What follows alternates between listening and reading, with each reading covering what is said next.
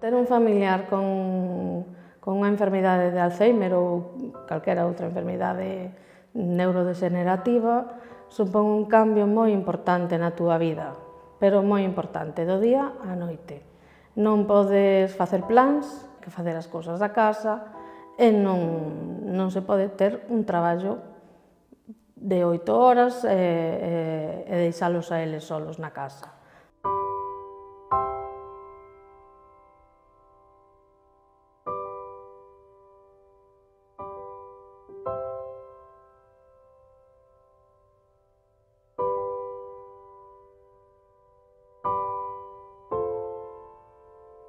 Mentre nos vamos xuntando, vamos contando o que nos parece, despois lennos o periódico, fan preguntas sobre a vida, sobre o que nos interesa pola ciudad, e despois xa facemos unhas copias, escritura, algo así, un pouco de gimnasia, en eso pásasenos a tarde.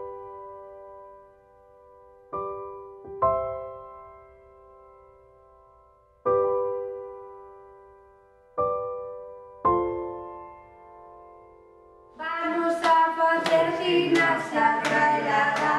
Vamos a facer gimnasia, trailala. Vamos a facer gimnasia.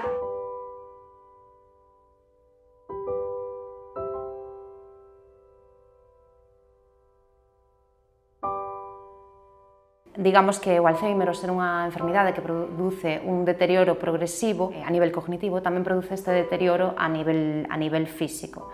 Entonces, moitas veces o obxectivo que temos é manter as funcións e conservalas o máximo tempo posible.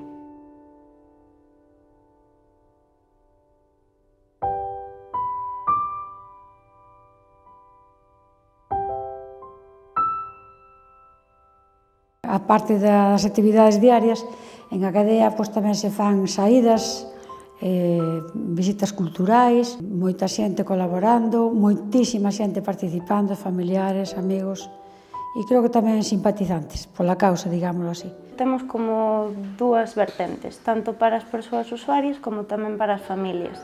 As persoas usuarias, pois, quitámolas un pouco da súa zona de confort, porque moitas son normalmente reacias a este tipo de recursos.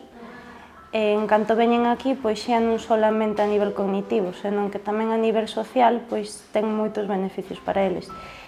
Para as familias tamén temos un papel, unha función moi importante, non? Facemos pois tanto apoio e información, como tamén ao simple feito de tranquilizar, sabendo que o seu familiar está nun sitio que está atendido e que o está pasando ben, esa función tranquilizadora de respiro, digamos, pois eso para ele xa é moitísimo. Yo te daré, niña hermosa, te daré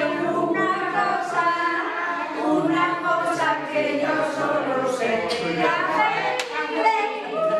Estoy esperando todos los días la hora de venir. Y cuando no tengo que venir, pues me aburro. Coincidimos ou somos todas que nos gusta moitísimo o noso traballo. Eles son o primeiro, o prioritario. Entonces, moi ben, aí estamos moi ben. Eles receptivos? Sí, dentro das súas medidas, dentro das súas posibilidades. E aparte, a ver, depende, a veces desoriéntanse, outras veces veñen mal da casa, pero, bueno, en xeral, moi ben. Están a gusto e nos máis con eles. Quero che ver, teño xa admiración, pero casarme contigo non mo pido corazón. Non mo pido corazón, non mo pido corazón. Eu quero che ver, teño xa admiración. Bravo!